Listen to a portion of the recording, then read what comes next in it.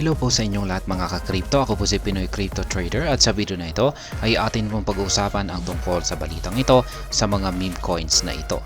Yan, sina Dogecoin, Shiba Inu, Pepe, yan, at saka Pepe. Kung saan ang sabi po raw dito ay majority po sa mga investors ng mga meme coin na ito ay nananatiling sila ay nakakaranas ng gain or may kita pa rin po sila kahit na nakaranas po tayo ng market crypto market correction nitong mga nakalipas na araw. Kaya ayan, bago po tayo magpatuloy ay nais ko lamang po munang bigyang linaw ang aking disclaimer kung saan ang nilalaman po ng video na ito ay hindi po ito isang financial advice. For education and information purposes lamang po ang layunin nito. Maliban po dito ay nais ko na rin pong magbigay babala na wala pong kahit anumang group chat ang Pinoy Crypto Trader.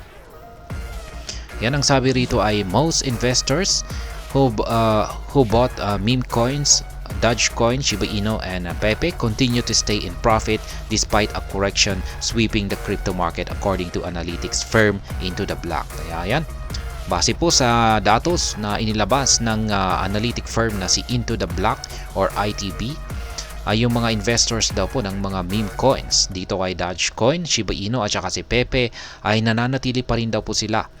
Yan, yung majority po sa mga investors na ito ay nananatiling may kita pa rin po or naka-profit pa rin po sila. Yan, kahit na nakaranas po tayo ng market correction nitong mga nakaraang araw. Following Bitcoin's correction from $72,750 to a low of $61,079 last week. Data from Into the Black shows that 85% of Doge holders are still in profit. Ayan, yung naapektuhan na rin po kasi ito, yung bumagsak po itong si Bitcoin mula po sa kanyang presyo na $72,750 ay bumagsak po ito sa presyong $61,079 nitong nakalipas na linggo. Ay dyan po nangyari yung mga nagsibagsakan na rin yung buong crypto market. At ayan, maging yung mga meme coins na ito, si Dogecoin, Shiba Inu at saka si Pepe ay nakaranas na rin po yung ng pagbagsak. Pero majority po ng mga holders nito ay nananatiling in profit po sila. At ayon po dito sa datos ng Into the Black, pagdating po dito kay Dogecoin ay 85% daw po ang nananatiling in profit na mga holders dito kay Dogecoin. Meanwhile, more than half or 62% of SHIB owners are seeing gains. Only 36% have negative returns and 2% have neither gains nor losses. Kaya yan, pagdating naman po dito kay Shiba Inu ay higit po sa kalahati na mga holders ni Shiba Inu ang nananatiling may gains or in profit. Nasa 62% po na mga SHIB holders ang nananatiling in profit.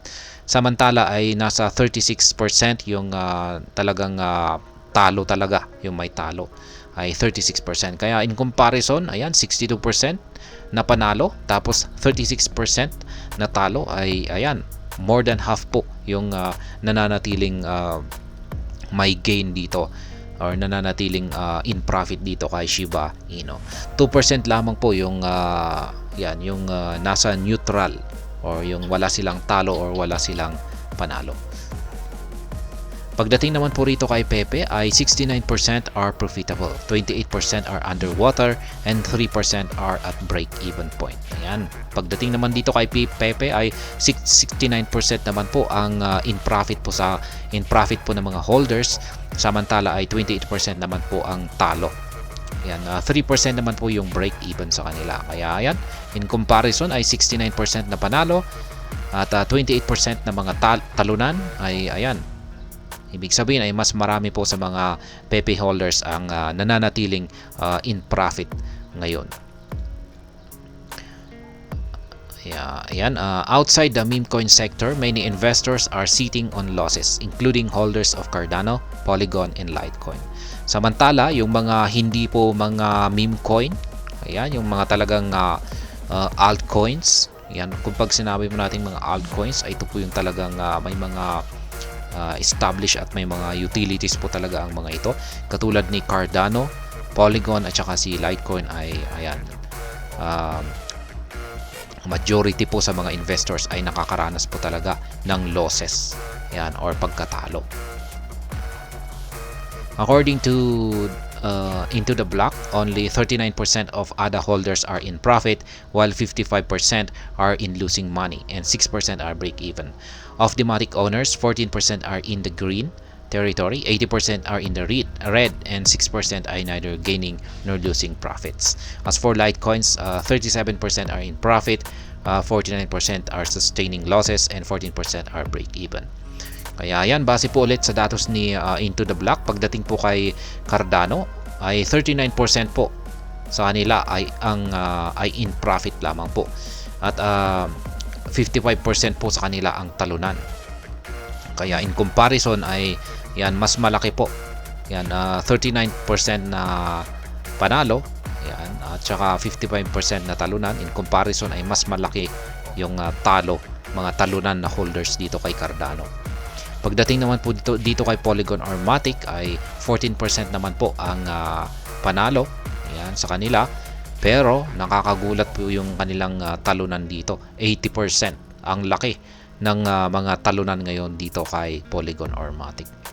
Yan, 80%. Pagdating naman dito kay Litecoin ay 37 naman po ang in profit at 49% naman po ang loss. Yan, nakakaranas ng pagkatalo.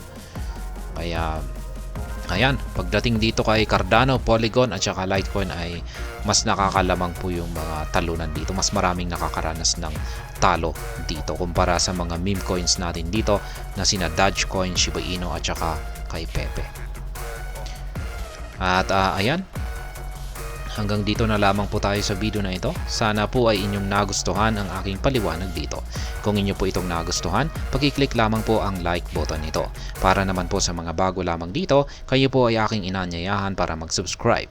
Pag-i-click na rin po ang bell icon nito dahil ito po ang siya magsisilbing notification nito sa mga bago kong videos na akin pong ina-upload sa aking YouTube channel na ito. Marami pong salamat sa panonood. Ingat po tayo lagi at God bless po sa ating lahat.